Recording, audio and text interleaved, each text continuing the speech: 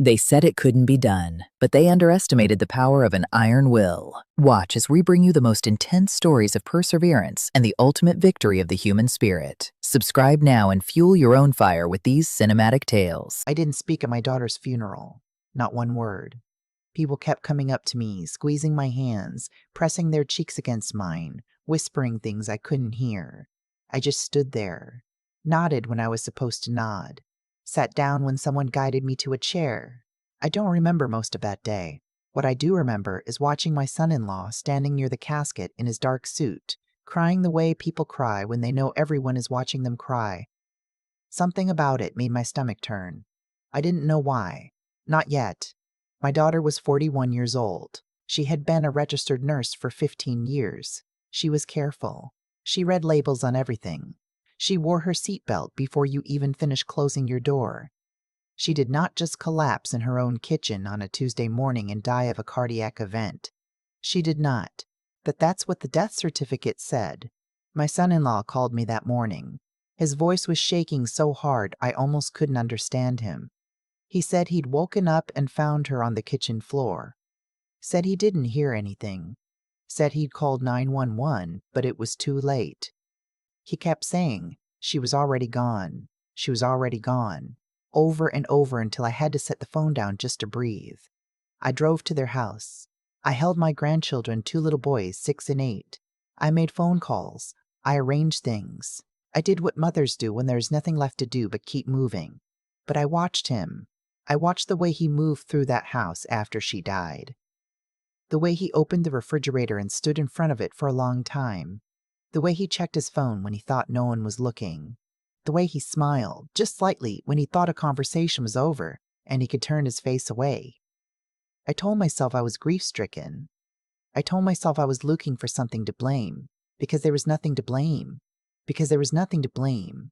I told myself that this was what loss did to a person, made you suspicious of the whole world. I went home. I tried to sleep. I couldn't. My daughter had worked at the same hospital for 12 years before she moved to a private practice clinic 3 years ago. The switch had surprised me. The pay was less. The hours were irregular. When I asked her about it, she said she needed a change, that the hospital had become too political. I accepted that. I shouldn't have. 2 weeks after the funeral, my son-in-law called to ask about some paperwork. My daughter had a small life insurance policy. Not large, but something she'd set up when the boys were born. He was asking when he could expect to receive it. 2 weeks. She had been in the ground for 2 weeks. I got off the phone and sat at my kitchen table for a very long time. I am 63 years old. I spent 22 years as a bookkeeper for a mid-sized manufacturing company before I retired. I know numbers. I know what it looks like when numbers don't line up. And something in the way my son-in-law talked about money, the timing of it, the casualness of it, made something shift in the back of my mind. A small, cold shift. I started going through what I knew. My daughter had mentioned, maybe a year before she died, that she and her husband were having some financial stress. She hadn't said much, just that they were working through some things. I hadn't pushed because she didn't invite me to push. My daughter was proud. She handled her business and she handled her family, and she did not like to be fussed over. I started thinking about the clinic. It was a small private practice. 3 physicians, and my daughter was their office manager. She handled billing, insurance claims, scheduling, all of it. I remembered her saying once, almost offhandedly, that the doctors trusted her completely, that they never even looked at the books because she had it all under control. I called her closest friend, a woman she'd worked with at the hospital for years before they both moved on. We had coffee. I didn't ask her anything directly. I just let her talk about my daughter, about missing her, about the last few months. And somewhere in the middle of all that, she said something that stopped me cold. She said my daughter had seemed different the last few months. Quieter. Like something was weighing on her. She'd asked once if everything was okay, and my daughter said yes, just tired. But then she'd said something else. She said my daughter had mentioned, once, that she wished she had never learned something she'd learned. That was all. She hadn't explained it. And then she changed the subject and they never talked about it again. I drove home with both hands tight on the wheel. I thought about that for days. I thought about it while I watched my grandsons on the weekends, while I lay awake at 2 in the morning staring at the ceiling, while I stood in the shower until the water went cold. What had my daughter learned that she wished she hadn't? About a month after the funeral, I asked my son-in-law if I could have some of my daughter's things. Some books, a jewelry box she'd inherited from my own mother, a few photographs. He said, of course. He said, of course. He said to come by any time. I came on a Saturday when he had the boys at a baseball game. I was in her home office when I found it. It was in the bottom drawer of her desk, underneath a stack of old birthday cards. A spiral-bound notebook, the kind you buy at any drugstore, with nothing written on the cover. I almost set it aside. I almost didn't open it. I opened it. My daughter's handwriting, pages and pages of it. Dates, numbers, names of insurance companies, claim numbers, notes written in her careful, methodical hand. It took me a moment to understand what I was reading, and when I understood it, I sat down on the floor of her office and I didn't move for a long time. My son-in-law had been submitting fraudulent insurance claims through the clinic for at least 2 years. That's what the notebook said. Not notes about suspecting it. Notes about suspecting it. Notes about documenting it. My daughter had found out, and she had been quietly, carefully building a record. Claim numbers that didn't match any real patient visits. Billing codes for procedures that were never performed. Money routed through a separate account that the clinic's physicians didn't know existed. There were notes in the margins. Things she had written to herself. Things like, he doesn't know I found the account and need to verify before I take this to doctor. Name. And near the very end, something that made me feel like the floor had disappeared beneath me. He knows I've been looking. He said something tonight. I don't think he knows what I know, but I think he suspects. I need to be careful. The last entry was dated 11 days before she died. I put the notebook in my bag. I put it under my car seat. I drove home and I locked my door and I sat in my kitchen and thought about what I was going to do. I want to tell you something. I'm a 63-year-old bookkeeper from a small city in Ohio. I'm not a detective. I don't have connections at the police department. I have never been involved in anything like this in my life. Every instinct I had told me to call someone, a lawyer, the police, someone. But I also knew that a spiral notebook with my deceased daughter's handwriting in it was not going to walk into a police station and solve anything on its own. I needed to understand what I was looking at before I handed it to anyone. I needed to know what my daughter had known. It took me 3 weeks. I went through every page of that notebook. I looked up every claim number she'd written down and cross-referenced them against public insurance filing records. Some of it you can find if you know where to look and you're willing to spend hours at a computer. I found a retired insurance investigator through a mutual acquaintance who agreed, as a personal favor, to help me understand what I was reading without asking too many questions. He looked at my daughter's notes for 2 hours and told me that what she had documented was significant, that if the numbers were right, we were looking at somewhere between $200,000 and $400,000 in fraudulent claims over roughly 24 months. He also told me that this kind of fraud was typically prosecuted at the federal level, that it carried serious prison time. I asked him one more thing. I asked whether the stress of discovering something like this, the fear, the anxiety of living with that secret while documenting it, could cause cardiac stress in a healthy 41-year-old woman. He didn't answer right away. Then he said, I'm not a doctor. I know he wasn't a doctor. But I heard what he didn't say. I called a lawyer. A real one, someone a colleague from my old job recommended, someone who handled white-collar crime cases. I brought her the notebook. I brought her the notes I had made. I brought her 3 weeks of my own work, cross-referenced and organized the way I used to organize expense reports because that is the only thing I knew how to do. She read everything. She asked me questions for 2 hours. At the end of it, she sat back in her chair and looked at me and said, Do you understand what you're alleging here? I said yes. I said I understood exactly what I was alleging.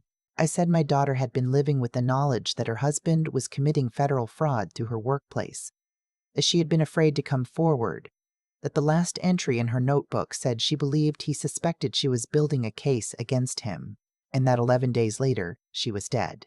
The lawyer said, The fraud I can help you with. The rest of it, you're going to need to let law enforcement investigate. I said that was fine. I said I had the notebook. I said I had documented everything I could document. I said I wasn't asking anyone to take my word for it. I was asking them to look at the evidence my daughter had died building. That was 8 months ago. I need to stop here and tell you about the worst moment. Not the funeral. Not finding the notebook.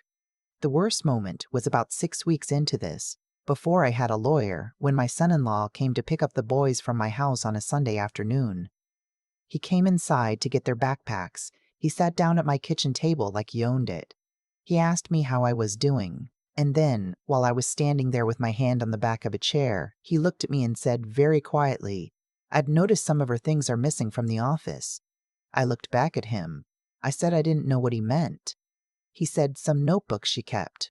Personal things. "I've been looking for them." I said, "I just took some photographs, some things that belonged to my mother."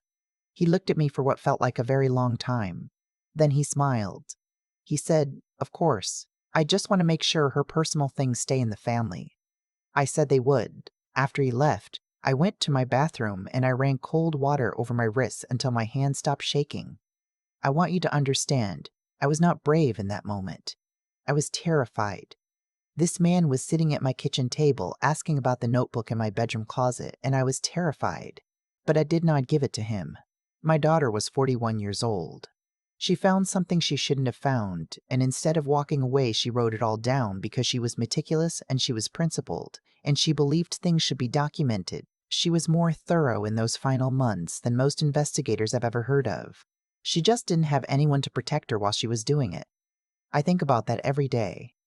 The fraud case is being handled by federal investigators now. My son-in-law was placed under investigation 4 months ago. He is currently out on bail, and his attorney has been very busy, and there are people whose job it is to handle the rest of it. The investigation into my daughter's death is still open. I have been told it may take time. I've been told not to expect quick answers. I've been told a lot of things. What I know is this: my daughter documented everything because she trusted that the truth, if you laid it out carefully enough, would speak for itself. I don't know if she ever intended for me to find it, or if she was planning to take it somewhere herself, or if she was still trying to decide. I will never know. What I know is that I found it, and I wasn't going to pretend I hadn't. My grandsons are with me now, while all of this moves through the courts. They ask about their mama sometimes, in the way children ask, sudden, direct, then quickly away to the next thing. I answer honestly. I tell them she was the most careful person I ever knew, that she paid attention when other people looked away, that she was brave even when she was afraid. I tell them that because it's true, and because I want them to know it. Whatever happens next, I want them to know exactly who their mother was. She deserved better than what she got, but she is not going to be forgotten. And the man who counted on everyone around her being too grief-stricken to look closely, he miscalculated.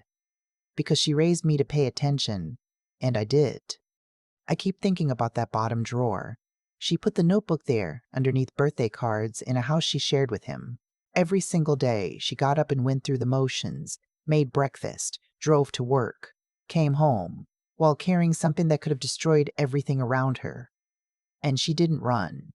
She didn't pretend she hadn't seen it. She sat down and she wrote it all out, line by line, date by date, because she understood that the truth only protects you if you can prove it. That's not something you learn in school. That's character. That's a person who, even when she was afraid, chose to do the right thing over the easy thing. She could have closed that drawer and never opened it again. A lot of people would have. I won't pretend I don't understand the temptation to look away when looking forward costs you everything. But she didn't look away. That tells you exactly who she was. What I've come to understand sitting with all this these past months is that the choices people make when no one is watching are the ones that define them completely. My son-in-law made his choices in the dark. He counted on no one looking closely, no one asking questions, no one caring enough to follow the numbers all the way to the end. And for a while, he was right. Nobody looked. But he forgot about her. He forgot that she was the one who ran the office, who understood the billing system better than anyone, who noticed when something didn't add up. He underestimated her intelligence, and that was his first mistake. His second was underestimating mine. I am not a trained investigator. I want to be clear about that. What I did over those 3 weeks, cross-referencing claim numbers, calling in a favor from someone who knew what to look for, organizing everything into something a lawyer could actually use, none of that came from special training. It came from paying attention my whole working life, from understanding that numbers tell a story if you're patient enough to read them. Thinking clearly when everything in you wants to collapse is the hardest thing I have ever done. But I knew that if I fell apart, the notebook in my closet meant nothing. My daughter had done her part. I had to do mine. And then there's this. I almost didn't open it. I want you to sit with that for a second. I almost set it aside. If I had, he might have found it first. Everything she documented, everything she risked, gone. Sometimes the most important decision you make is the one you almost didn't make. I think about that a lot now. I think about how courage doesn't always feel like courage in the moment. Sometimes it just feels like your hands reaching into a drawer. My grandsons are going to grow up knowing who their mother was. Not a version of her, not a softened story, the real one. A woman who saw something wrong and refused to pretend she hadn't. A woman who was smart enough to document it and strong enough to keep going even when she was scared. I want them to understand, when they're old enough, that those three things, doing right, thinking clearly, and keeping going when it's hard, are not separate qualities. They build on each other. You can't sustain one without the others. She had all three. She always did. I just wish I'd known what she was carrying. I wish she had trusted me with it sooner. That's the part I'll live with. But I also know she protected me the only way she knew how, and in the end, she left me everything I needed to protect her back.